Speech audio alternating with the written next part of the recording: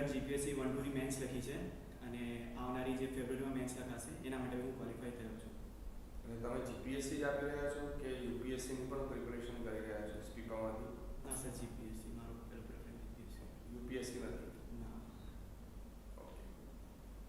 તો જીપીએસસી આપતા આપતા પીઆઈની ઈચ્છા આમાં પણ, એટલે તમારે એડમિનિસ્ટ્રેશનમાં જવું છે કે પછી આ ફિલ્ડમાં આવવાની ઈચ્છા છે વધારે? સર, જીપીએસસીમાં મારું ફર્સ્ટ પ્રેફરન્સ ડીવાયએસપી તરીકે રહેશે. ઓકે. તો અત્યારે પીઆઈનું કારણ? સર, અત્યારે આ ઓપોર્ચ્યુનિટી સામે આવી છે અને ગુજરાત જાહેર સેવા આયોગ જ આ પરીક્ષા કન્ડક્ટ કરે છે. તો પરીક્ષા તો કન્ડક્ટ થઈ ગઈ છે, ઇન્ટરવ્યુ છે. તો મારી સાથે સર આ ઓપોર્ચ્યુનિટી, એટલે કેમ કે ગઈ વખતે હું એમાં ઇન્ટરવ્યુ માટે ક્વોલિફાય નહોતો થયો, એના પછી ત્યારબાદ પીઆઈની એક્ઝામ આવી, તો હું એમાં અત્યારે આપની સામે છું. અને આના પછી ધારો કે ડીવાયએસપી આવે તો એ પણ તમે અપિયર કરો ને એમાં ઇન્ટરવ્યુ આવે તો એ પણ આપવા તૈયાર છે? Yes sir. તો પછી અમે તમને શું કામ પીઆઈ માટે સિલેક્ટ કરીએ? કારણ કે તમે જો આગળ ડીવાયએસપીમાં જવાના હો. સર, પણ એ તો મતલબ ભવિષ્યના ગર્ભમાં છે ને કે હું સિલેક્ટ થઈશ કે નહીં. અત્યારે હાલ મારી સમક્ષ એઝ અ પીઆઈ તરીકેનું ઇન્ટરવ્યુ છે. ભવિષ્યના ગર્ભમાં તમે તો જવા માટે તૈયાર જ છો, તો એક વસ્તુ તો નક્કી જ છે કે તમે જતા રહેવાના છો જો આવશે તો. તો એના કરતાં તો કોઈ એવા કેન્ડિડેટને અમે સિલેક્ટ કરીએ કે જે નક્કી કરે અને અમારે આ જ કરવું છે, ભલે આમાં જે પ્રમોશન મળેલું આગળ બધું, પણ મારે લેવાનું છે પીઆઈમાં. તો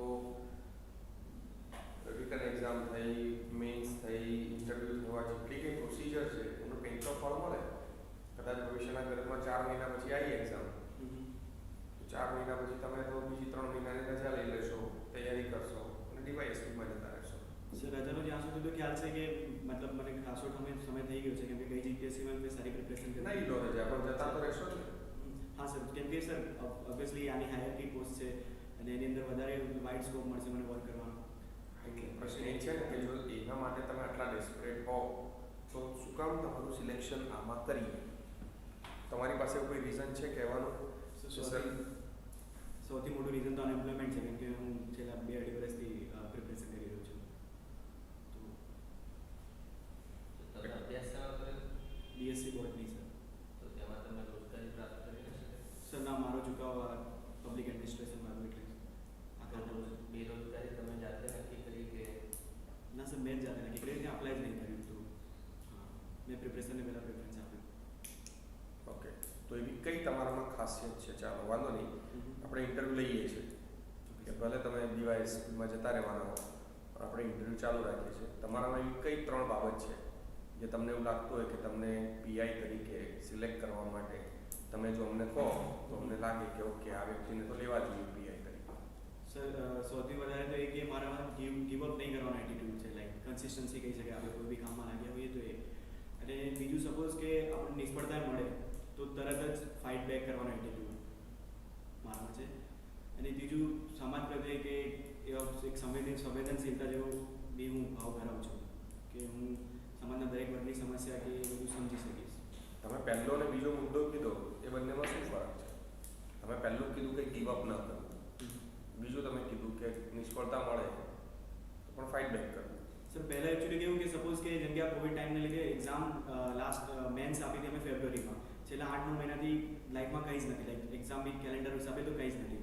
અને હવે જાન્યુઆરી કે ફેબ્રુઆરીમાં ઇન્ટરવ્યૂ રહેશે, તો 1 વર્ષ તો નથી. તો એ કન્સિસ્ટન્સી જાળવી રાખવી, આપણો અભ્યાસ મતલબ ચાલુ રાખવો. તો ઇટ્સ અ કન્સિસ્ટન્સી ને? હા sir, first consistency, second fight back, and third I said like sensitivity towards vulnerable sections. Okay. અને કોઈક તમારી ખામી પૂછે તો? સર, ખામી એવી છે કે થોડો નર્વસ થઈ જાઉં છું, જેમ કે આપની સમજ અત્યારે છું. અને પીઆઈ તરીકે જ્યારે તમારી સમક્ષ કોઈ કેસ આવશે, એક ટોળું હોય ઊભું રહી ગયું તો કેસ નોંધાવવા માટે, તમે નર્વસ થઈ જશે? ના સર, એ ત્યારે તો પીઆઈ તરીકેની મને ટ્રેનિંગ એ રીતે મળી હશે કે હું એને કઈ રીતે હેન્ડલ કરીશ, કે રીતે મારી જોડે અનુકૂળ પ્રશિક્ષણ હશે. પણ આમાં કેવું છે, જો વ્યક્તિને સ્કિલ આપી શકાય, એટીટ્યૂડ ના આપી શકાય. એટીટ્યૂડ એ અંદરથી આવતી વસ્તુ છે. તમે કહો છો કે મારા એટીટ્યૂડમાં આવું થઈ જાય છે, મારાથી હું નર્વસ થઈ જાઉં છું, બરાબર છે. તમને સ્કિલ આપશે, ટ્રેનિંગ તમને સ્કિલ આપશે, અને એટીટ્યૂડ તો તમારી અંદરથી જ આવશે. એના પર હું મતલબ વર્ક કરવાનું ચાલુ રાખીશ. તમે ગુજરાત પોલીસ એક્ટ પ્રમાણે જે પીઆઈની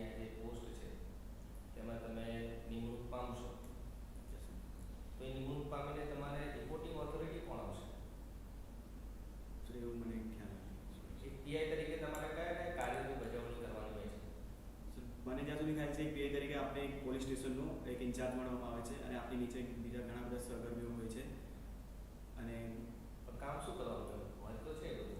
સર વ્યવસ્થાપનનું એક લો એન્ડ ઓર્ડર મતલબ crime prevention and law and order base law and order કરો પણ લો એન્ડ ઓર્ડરમાં શું શું આવે થોડું ઇલેબરેટ ઇલેબરેટ કરી શકો લો એન્ડ ઓર્ડર આપવું એટલે શું?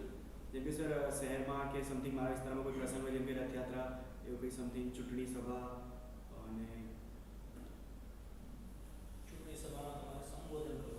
ના સર વ્યવસ્થાપન કે રીતે સમથિંગ આપણા કોન્સ્ટિટ્યુશનલ પોસ્ટથી કોઈ આવતા હોય મંત્રીગણ કે એવું કંઈક હોય તો એની વ્યવસ્થાપન સુરક્ષા સામાન્ય માણસની વ્યવસ્થા વિચાર એ તો સર ડેલી બેસિસ પર તેની શું વિચાર સામાન્ય માણસની શું શું વ્યવસ્થા ધ્યાનમાં સર જિલ્લામાં ક્રાઇમ રેટ ઓછું રહે નાગરિકોને તકલીફ ના થાય જેમ કે નોર્મલ તકલીફ બી ટ્રાફિક એવી સમથિંગ નોર્મલ તકલીફ બી ના થાય ક્રાઇમ ઓછું થાય અને બધા સુરક્ષિત અને એક એવી થિયરી છે કે ક્રાઇમ વધવાના કારણો એવા છે કારણ કે પોલીસ ડિપાર્ટમેન્ટમાં માણસો બહુ ઓછા છે એવું તમે માનો છો?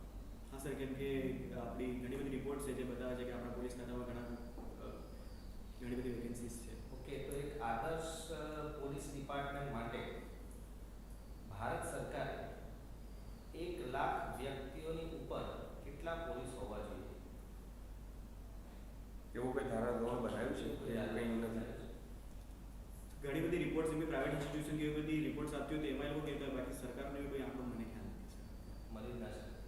ના સર મને ખ્યાલ નથી હશે હોય તો મને આઈડિયા એવું કોઈ વિશ્વમાં જાહેર થયેલું છે?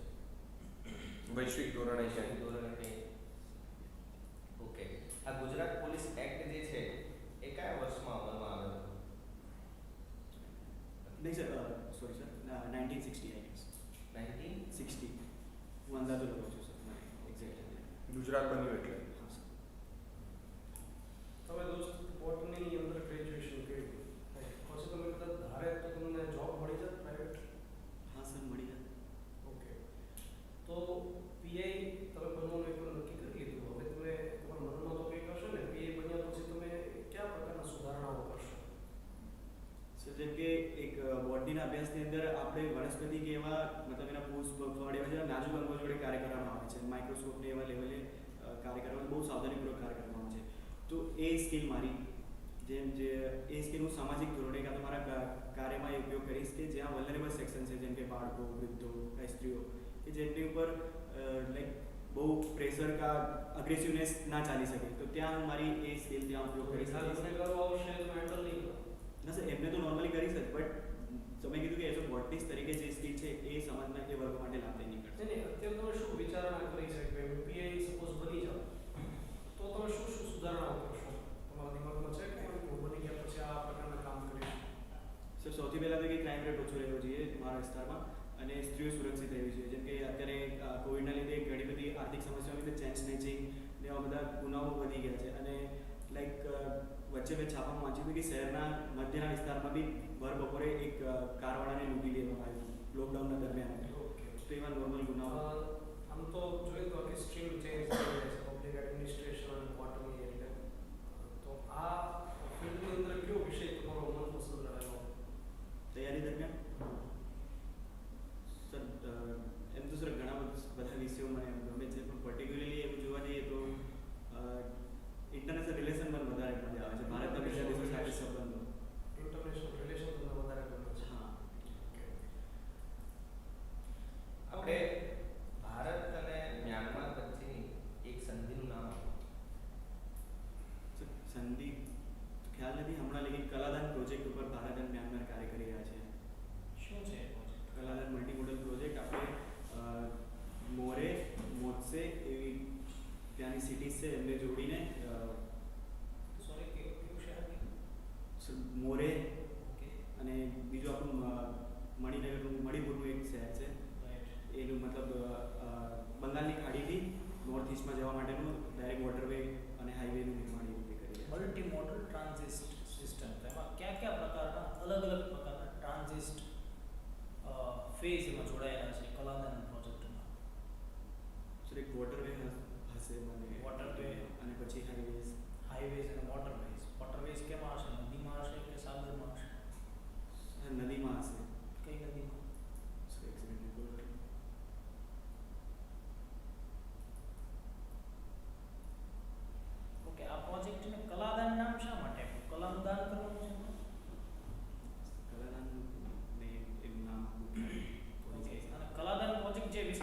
પસાર થવાનો છે એ છે રખાઈન વિસ્તાર અથવા રાખીન. ત્યાં વસે છે રોહિંગ્યા. આ રોહિંગ્યાનો પ્રશ્ન ઘણા સમયથી ચર્ચામાં છે. શું પ્રોબ્લેમ છે આખો આ? સર રોહિંગ્યા જનરલી એવું કહેવાય છે કે બાંગ્લાદેશના એના મુસ્લિમો હતા જે ઘણા વર્ષો પહેલાં મ્યાનમારમાં જઈને સ્થાયી થઈ ગયા છે અને મ્યાનમારના જે બૌદ્ધ ધર્મના જે નેટિવ લોકો છે એ એમને એઝ અ નાગરિક તરીકે સ્વીકારી નથી રહ્યા. તો એ લોકો એમને નાગરિકતા બીજી જે સુવિધાઓ આપી નહીં રહ્યા એમના ઉપર એમની વચ્ચે એ બંને કોમ્યુનિટી વચ્ચે કોન્ફ્લિક્ટ જોવા મળી રહ્યા છે. તો રોહિંગ્યા જે લોકો છે એ મ્યાનમાર છોડીને બીજા દેશોમાં પલાયન કરી રહ્યા છે. દાખલા તરીકે કયા દેશો? બાંગ્લાદેશમાં, પછી ઇન્ડિયામાં બી ઘણી બધી જગ્યાએ આવ્યા છે, પણ ભારતે મોસ્ટલી રોક્યા છે. ઓકે. અને બાંગ્લાદેશની અંદર એક મતલબ સૌથી વધારે સંખ્યામાં બાંગ્લાદેશમાં એ લોકો રહ્યા છે. બાંગ્લાદેશમાં પર્ટિક્યુલર કઈ જગ્યાએ? સર મને એક ટાપુનું નામ ખ્યાલ નથી, બટ હમણાં જ બાંગ્લાદેશે એમને કોઈ પર્ટિક્યુલર ટાપુ પર શિફ્ટ કરવાનું વિચારી રહી છે અને ભારત સરકારે એમની મદદ માટે ઘણા બધા રીતથી મદદ મોકલી છે. ઓકે. અને ભારત સરકાર ટૂંકમાં એમને મદદ કરી રહી છે કે નથી કરી રહી? ભારત સરકાર બાંગ્લાદેશ સરકારને મદદ કરી રહી છે રોહિંગ્યાઓને મદદ પુનર્વસન માટે. પુનર્વસન માટે. ઓકે. યુનાઇટેડ નેશન સિક્યુરિટી કાઉન્સિલમાં ભારત ખરા અર્થમાં કાયમી સદસ્ય તરીકે દાવેદાર ગણી શકો છો તમે? Yes sir. શા માટે? કેમ કે સર ભારતની અંદર વિશ્વની 17% અરાઉન્ડ આબાદી રહે છે અને ભારત સાઉથ એશિયાની અંદર એક મેજર કન્ટ્રી છે. બીજું ભારતની અંદર ભારત લાઈક જિયોગ્રાફિકલી 7th નંબરનો કન્ટ્રી છે વર્લ્ડમાં અને પોપ્યુલેશન વાઇઝ બી એ એટલું અસ્તિત્વ ધરાવે છે અને ભારતનો ઇતિહાસ પહેલાંથી એક રિસ્પોન્સિબલ કન્ટ્રી તરીકે રહેલો છે જે વિશ્વના મુદ્દાઓને ઉઠાવીને વિશ્વની જે બી વૈશ્વિક સમસ્યાઓ છે એમના નિવારણ માટે યોગ્ય પગલાં લઈ શકે. એટલા માટે જો સૌથી વધુ કુપોષિત બાળક ભારતમાં છે. Yes, sir. મલેરિયાના લીધે સૌથી વધુ મોત ભારતમાં થાય છે. સૌથી વધુ ગરીબો ભારતમાં છે. બરાબર. રૂરલ એરિયા ભારતમાં છે. તો જેમ તમે એમ કહો છો કે જિયોગ્રાફિકલ એરિયા આપણો વર્લ્ડમાં આટલામાં રેન્ક ઉપર છે, તો આપણા કરતાં કેનેડા, રશિયા, ઓસ્ટ્રેલિયા એ બધાના માનો કે ક્ષેત્રફળ વધારે છે. તો ક્ષેત્રફળ હોવું એ યુનાઇટેડ નેશન સિક્યુરિટીમાં કાયમી સદસ્ય તરીકેની લાયકાત ગણી શકાય? સર એ લાયકાત નથી પણ યુનાઇટેડ નેશન સિક્યુરિટી કાઉન્સિલની મુખ્ય જવાબદારી શું હોય? સર વિશ્વમાં સુરક્ષા અને શાંતિ જાળવી રાખવી. ઓકે. તો એના માટે શું કરવું પડે? વિશ્વમાં સુરક્ષા અને શાંતિ જાળવવી હોય તો અહીંયા પાડોશી દેશ મ્યાનમારમાં પ્રશ્ન 3-4 વર્ષથી ચાલી રહ્યો છે. ભારત એમાં ઇન્ટરફિયર કરીને સોલ્યુશન નથી લાવી શકતો. જો જે દેશ પોતાના પાડોશી દેશની અંદર પ્રશ્ન ઉકેલી નથી શકતો તો એ હવે આફ્રિકાની અંદર નાઇજીરિયાના બોકો હરામ સાથે કે ISIS સાથે કેમ લડશે? જે દેશનું પોતાનું શિક્ષણ બજેટ જીડીપીના 3% નથી થતું, હેલ્થમાં 3% નથી થતું, તો એ યુનાઇટેડ નેશન સિક્યુરિટી કાઉન્સિલનું બજેટ કેમ સહન કરી શકશે? સર પહેલી વાત રહી કે ભારતનું મ્યાનમારમાં હસ્તક્ષેપ તો એ ભારત એ નથી કરી શકતો કેમ કે એ બીજા દેશની સંપ્રભુતામાં હસ્તક્ષેપ ગણાશે અને યુએન સિક્યુરિટી કાઉન્સિલ છે એની અંદર જે પ્રસ્તાવ લાવવામાં આવે છે કોઈ બી કોન્ફ્લિક્ટિંગ કન્ટ્રીનો તો યુએન પોતાની પીસકીપિંગ ફોર્સ મોકલીને જેમ કે સુડાનની જગ્યાએ પીસકીપિંગ ફોર્સ મોકલી છે અને જો સપોઝ નાઇજીરિયા ગવર્મેન્ટ કે જેમ કે બોકો હરામ આપણે વાત કરી ત્યાં બી જો એવું જરૂર લાગશે તો પીસકીપિંગ ફોર્સ સહમતિથી યુનાઇટેડ નેશન સિક્યુરિટી કાઉન્સિલ ત્યાં મોકલી શકશે. અને રહી વાત ભારતની સર તો એક દેશની અંદર ઘણી બધી સમસ્યાઓ રહેલી હોય છે પણ એની સાથે એમ નથી કે જ્યાં સુધી એ સમસ્યાઓ સોલ્વ ના થાય ત્યાં સુધી આપણે બીજા ક્ષેત્રમાં પગલાં અત્યારે કોણ આગળ છે યુનાઇટેડ નેશન સિક્યુરિટીમાં પરમેનન્ટ મેમ્બર્સ કોણ છે? સર 5 દેશો છે USA, Russia, China, France and UK. Okay. તો જો હવે એ 5 દેશોની સામાજિક આર્થિક પરિસ્થિતિઓ અલગ છે. બરાબર. એ લોકો ઘણા ખરા વિકસિત દેશો છે. એમની પાસે ટેકનોલોજી ઘણી આધુનિક છે. એમની પાસે પોતાનું તમામ પ્રકારનું સુરક્ષા તંત્ર આપણા કરતાં વધારે મજબૂત છે. એ દેખીતી વાત છે. એના માટે આપણે કોઈ વિશેષ ચર્ચાની જરૂર નથી. માનો કે ભારત UNSCમાં પરમેનન્ટ મેમ્બર બને અને કોઈ જગ્યાએ જઈને ઓપરેશનમાં ભાગ લે છે તો એનાથી એના પ્રતિઘાત સ્વરૂપે ભવિષ્યની અંદર ભારત સામે કેવા પડકારો સર્જાઈ શકે? સર આના માટે ભારતે પહેલાં તો પોતાનું સુરક્ષા બજેટ વધારવું પડશે કેમ કે જ્યાં બી જેમ કે પરમાનન્ટ મેમ્બર્સને ઇન્ટરફેર કરવાની જરૂર હશે ત્યાં ભારતને બી ઇન્ટરફેર કરવું જ પડશે એઝ અ પ્રોટોકોલ મતલબ યુએનનું. તો આપણું બજેટ એ રીતે વધારવું પડશે અને બીજા ઘણા બધા ક્ષેત્રોએ આપણે વર્ક કરવું પડશે જેથી આપણું બજેટ લાઈક આપણને ટેક્સ વધારે આવે, રેવન્યુ વધારે આવે, આપણી સંસ્થાઓ બધી આર્મી નહીં, પ્રશ્ન બરાબર છે. હું એમ કહેવા માંગુ છું કે દાખલા તરીકે ચાલો આપણે હમણાં નાઇજીરિયામાં ઘટનાથી બોકો હરામે કેટલા લોકોને મારી નાખ્યા.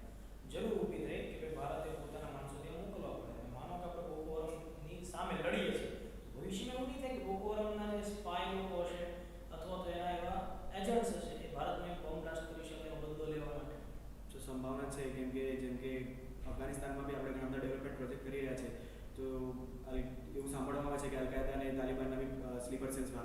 ઘણી બધી જગ્યાએ મળે છે. ઓકે. તમે એક શબ્દ વાપર્યો તો હમણાં પ્રશ્ન પૂછો ત્યારે આપણે ચેઇન સ્નેચિંગ. તો ચેઇન સ્નેચિંગ માટે ગુજરાત સરકારે ઇનિશિયેટિવ લીધું છે અને કેન્દ્ર સરકારને રેકમેન્ડેશન કર્યું કાયદો બનાવવા માટે. અને કેન્દ્ર સરકારે એ બાબતે કાયદો પણ બનાવ્યો. કાયદો બનાવ્યો એટલે કે ઇન્ડિયન પિનલ કોડ જે છે એ ઇન્ડિયન પિનલ કોડમાં ચેઇન સ્નેચિંગ બાબતે અલગ કલમોનો પણ ઉમેરો કર્યો છે. શું એ કલમ આપ જાણો છો? સારું. ચેઇન સ્નેચિંગને ગુજરાતીમાં શું કહેવાય છે?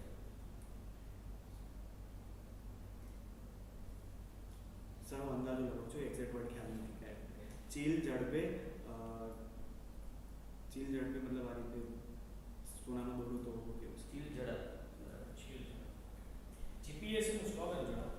સોરી સર જીપીએસસી જે સંસ્થા છે જેમાં તમે ઇન્ટરવ્યુ માટે જવાના છો એનું સૂત્રનું સ્લોગન ઉદ્દેશ મોટો શું છે? મેઇન્સના દરેક પેપરની અંદર સિમ્બોલમાં નીચે હા સર લખેલું છે. અત્યારે રિકોલ નથી કરી શકીએ. ગુજરાત પોલીસનું સૂત્ર જણાવો. સેવા સુરક્ષા અને શાંતિ. સેવા સુરક્ષા અને શાંતિ. ઓકે. ગુજરાત પોલીસ વિભાગ જે છે એમાં કમિશનરેટ વિસ્તાર કેટલા છે? સર 4 મુખ્ય મોટા શહેરો છે જે આપણા ગુજરાતના એ છે રાજકોટ, સુરત, અમદાવાદ, બરોડા. કમિશનરેટ વિસ્તારના અન્ય વિસ્તારમાં શું ફેર પડે? સર કમિશનર વિસ્તારમાં ઊંચા ક્રમ પર પોલીસ કમિશનર કાર્યરત હોય, જ્યારે કે બીજા જિલ્લાઓમાં સુપ્રિન્ટેન્ડન્ટ ઓફ પોલીસ. કમિશનરેટ વિસ્તાર હોય ત્યાં સુપ્રિન્ટેન્ડન્ટ ઓફ પોલીસ બની શકે? સર નિમણૂક થાય બટ એ પદને આપણા પોલીસ ખાતામાં અલગ નામથી બોલાય એને કમિશનર ઓફ પોલીસ કહેવાય છે. ઓકે. કેટલા ઝોનમાં વિસ્તરેલું છે આપણું પોલીસ મંડળ? આપણે પોલીસના જે ઇમ્પોર્ટન્ટ રિફોર્મ્સ થયા હોય બરોબર કેન્દ્ર લેવલે આખા ભારતમાં પોલીસ બાબતે જે પણ રિફોર્મ્સ થયા હોય એમાંથી એકાદ રિફોર્મ્સ તમને ખ્યાલ હોય તો જણાવો.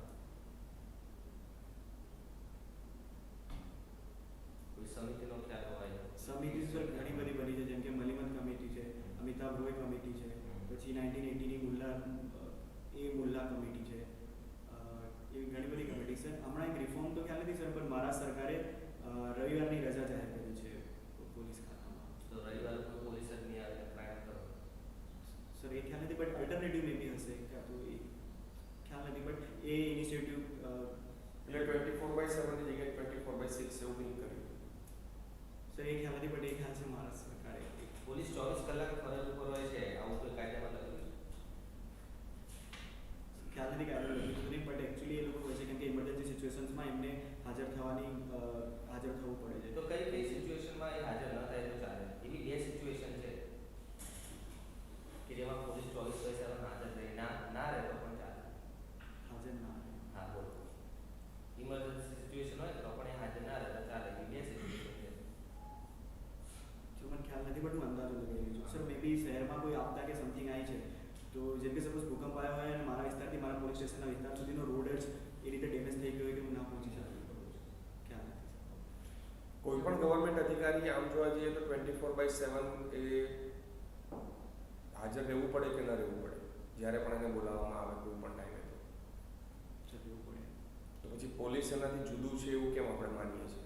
સર પોલીસ એનાથી જુદું એમ છે કે પોલીસમાં હાજર રહેવાની એવી ઘટનાક્રમ વધારે ટેન્ડન્સી વધારે છે કે એમને બોલાવવાની શક્યતા વધારે થઈ જાય છે. જેમ કે રાતે બી કોઈ ગુનો બની શકે છે. આમાં બીજા ઘણા બધી જગ્યાએ તો ઓફિસ અવર્સમાં કામ હેન્ડલ થઈ જાય છે. રેર કેસમાં બી એવું હોય કે એમને રાતે કે સમથિંગ અનયુઝ્યુઅલ અવર્સમાં જવું પડે. ફિલ્મ જોવો છો? હા સર. બોટનીની વાત કોઈ ફિલ્મમાં આવી હોય? ફિલ્મનું નામ ખબર છે? સર એક પુષ્પની વાત આવી હતી આપણે બોટનીના પ્રોફેસર. એક સરસ ફિલ્મ છે, થોડું જૂનું ફિલ્મ છે, કદાચ તમે જોયું હોય કે નહીં, પણ બાકી બોટની તમે કીધું એટલે યાદ આવ્યું. Botanical research institute of India ક્યાં શહેરમાં છે? કોલકાતા. પ્રશ્ન પૂછો છો કે આન્સર? એક સેકન્ડ હું રિકોલ કરું છું. કોલકાતા. કોલકાતામાં છે. ઓકે. સાયબર ક્રાઇમ વિશે શું જાણો છો? સો સાયબર ક્રાઇમ એટલે અત્યારના જમાનામાં ડિજિટલ મીડિયા અને સોશિયલ મીડિયા અને ફાઇનાન્શિયલ જેવી ફ્રોડ થતા હોય ઇન્ટરનેટના માધ્યમથી એ